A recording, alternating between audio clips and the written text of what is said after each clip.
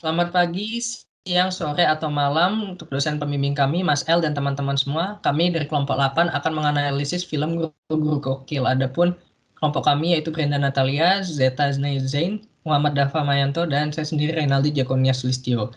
Untuk sinopsis dan alasan akan dibacakan oleh Dafa.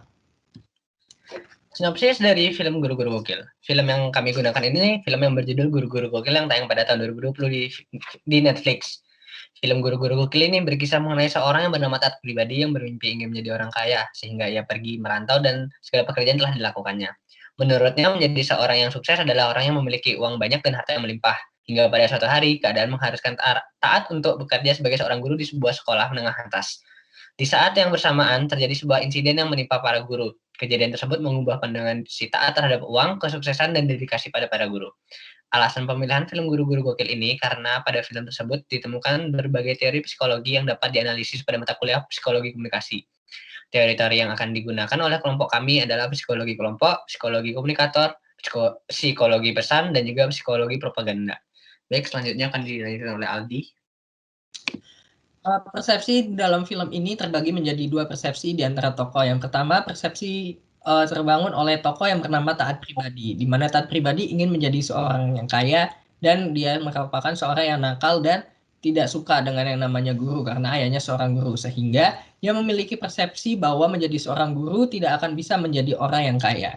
Sementara persepsi yang kedua terbangun oleh ayahnya sendiri, yaitu bernama Purnama. Purnama merupakan seorang guru bahasa Indonesia di mana Purnama memiliki pengertian kaya tersendiri. Menurut Purnama, menjadi seorang kaya bukanlah kaya akan harta maupun ekonomi, tetapi menjadi orang kaya berarti memiliki kaya akan ilmu.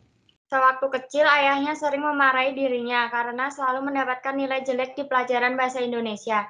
Padahal ayahnya sendiri adalah seorang guru yang mengajar di pelajaran bahasa Indonesia. Untuk membuktikan bahwa ia bisa sukses, Taat pergi dari kampung halamannya ke kota besar agar bisa mendapatkan uang banyak. Ia ingin membuktikan kepada ayahnya bahwa dirinya bisa sukses tanpa harus bekerja sebagai guru. Taat pergi tanpa pamit kepada ayahnya, dan setibanya di kota, ia bekerja dengan melakukan jenis profesi apapun agar dirinya bisa meraih keberhasilan. Apa daya, semua jenis pekerjaan yang ia kerjakan tidak membuahkan hasil manis apapun kepadanya. Tabungan kini tinggal sedikit dan Taat menanggung malu mesti pulang ke kampung halamannya karena sudah tidak mempunyai apa-apa lagi di kota. Rencananya untuk menjadi orang sukses dan kaya raya harus gagal total.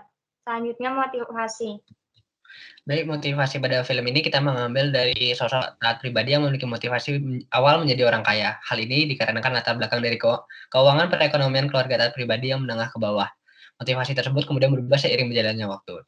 Taat Pribadi kemudian memiliki motivasi menjadi seorang guru. Awalnya Taat Pribadi tidak memiliki cita-cita menjadi seorang guru. Akan tetapi Taat Pribadi melihat murid-muridnya seperti anak-anaknya sendiri. Hal ini dikarenakan murid-murid Taat Pribadi menjadi hormat terhadapnya karena Taat Pribadi berhasil mengungkap pencurian uang yang terjadi di sekolahnya. Selain itu, hal yang membuat Taat Pribadi termotivasi untuk menjadi seorang guru adalah karena dia menyukai salah satu guru di sekolah tersebut. Baik, selanjutnya pembelajaran. Pembelajaran dari film ini yaitu jangan menilai orang dari luarnya. Seperti contoh, Ibu Ida sebagai kepala sekolah yang terlihat sangat periang, ternyata ia memiliki rahasia yang gelap yang bisa merugikan banyak orang. Dan contoh yang kedua adalah Pak Gagah yang mengajar guru olahraga.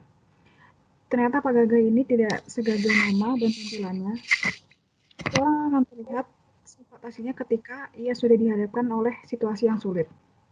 Kemudian kita masuk ke dalam analisis teori dalam film ini. Yang pertama ada analisis teori psikologi kelompok, di mana film ini tercipta sebuah kelompok baru di mana murid-murid dan guru-guru berkumpul bersatu untuk mengungkap siapa penjahat dari pencurian uang yang terjadi di sekolahnya. Kelompok ini dapat tercipta karena koordinator yang baik dan komunikasi yang baik. Karena itu, kelompok tersebut dapat terbangun dan dapat mengungkapkan siapa dalang dari pencurian uang yang ada di sekolah tersebut. Yang kedua adalah psikologi komunikator. Terletak pada Taat yang tidak suka profesi guru, menurutnya sebagai guru itu tidak akan membuatnya jadi kaya. Hingga suatu saat ia menjadi guru pengganti. Perlahan, Taat menyukai profesi ini. Masalah datang ketika uang gaji guru dirampok. Taat bersama Pak Gagah mengejar perampok tersebut namun gagal. Lalu Taat juga mempunyai maksud baik dan juga itikat baik untuk berjanji membantu menginvestigasi siapa perampok tersebut. Pada film Guru-Guru Gokil, terdapat propaganda yang terjadi di film tersebut. Propaganda tersebut dapat terlihat ketika Taat pribadi dituduh sebagai pencuri uang, karena pada saat itu ia berada di tempat kejadian perkara atau TKP.